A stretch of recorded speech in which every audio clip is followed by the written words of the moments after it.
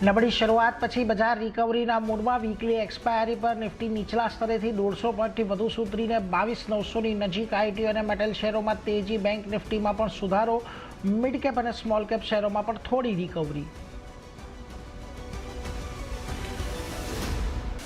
આજે ઓટો અને પીએસયુ બેંક્સમાં સૌથી વધુ દબાણ. બેંક બંને સેક્ટરમાં 0.25% વધુ ઘટ્યા. હીરો મોટો, યુનો મિન્ડા અને ભારત ફોર્જ માં લગભગ 3% ઘટાડો. જ્યારે કેપિટલ માર્કેટ અને કેપિટલ ગુડ્સ દબાણ હેઠળ, તો આઈટી અને મેટલ ઇન્ડેક્સ 0.5%થી વધુ ઉપર.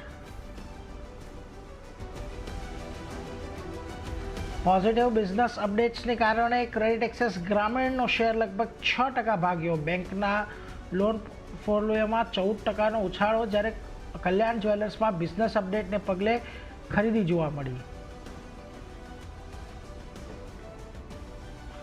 એલ્યુમિનિયમ પર જેફરીઝ અને જેપી મોર્ગનના રિપોર્ટ. એલ્યુમિનિયમની સાથે કોપર બિઝનેસમાં પણ અર્નિંગ વધવાની ધારણા. જેફરીઝે હિન્ડાલ્કો અને વેદાંતા માટે રેટિંગ અપગ્રેડ કર્યા. સાથે જ હિન્ડાલ્કોમાં લગભગ 3%ની તેજી સાથે નિફ્ટીને ટોપ ગેઇનર બન્યો.